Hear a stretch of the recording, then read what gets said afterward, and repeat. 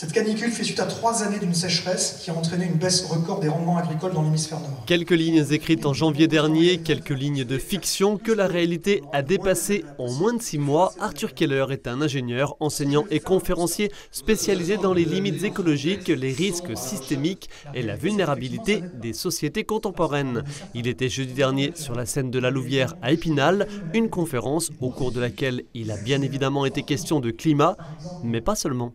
De la même manière qu'on a une biodiversité qui s'épuise, de la même manière qu'on épuise également les ressources, de la même manière qu'on accumule des pollutions, de la même manière qu'on use un certain nombre d'infrastructures, qu'on les dégrade d'une manière qui sera irréparable, et que l'on se prépare en fait à avoir une grande descente énergétique et matérielle, quoi que l'on fasse, qui va être très difficile à gérer si elle n'est pas anticipée. Pour l'instant, elle ne l'est pas du tout. Une centaine d'auditeurs avaient pris place dans la salle et ils avaient en préambule de la conférence des appréhensions, disons, diverses.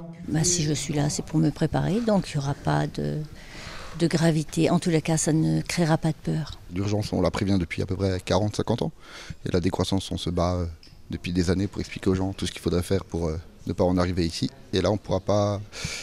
Et là, c'est un peu trop tard pour trouver des bonnes solutions. Un pessimisme que rejette Arthur Keller. S'il concède qu'il va y avoir des crises de plus en plus graves, selon lui, il n'est en revanche pas trop tard pour s'en sortir.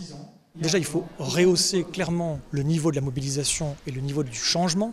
Et il faut comprendre qu'il faut changer, qu'il ne faut pas essayer de préserver un système en le modifiant à la marge, en l'aménagement, mais bien changer de système. On a beaucoup de marge de manœuvre. Aujourd'hui, il ne faut pas se poser des questions sur est-ce qu'on y va, est-ce qu'on n'y va pas, comment on fait. Il faut juste y aller.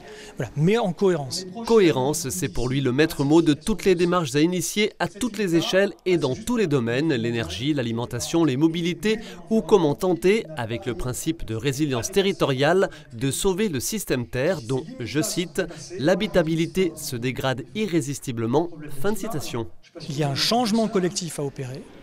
Les élus ont bien évidemment leur rôle à jouer là-dedans. Et quand il y a une crise, le but n'est pas, comme on fait aujourd'hui, de revenir à la normale le plus vite possible, mais bien d'évoluer vers d'autres états qui nous mettront plus à l'abri, qui nous prépareront mieux aux crises suivantes, parce que là, c'est parti pour être une série de crises. Le rendez-vous était proposé par 4 associations locales, Vosges Nature Environnement, Amis Bio, Épinal en Transition et le Café du Partage à Gérardmer. Une conférence qui s'est poursuivie par de longs échanges jusque tard dans la soirée.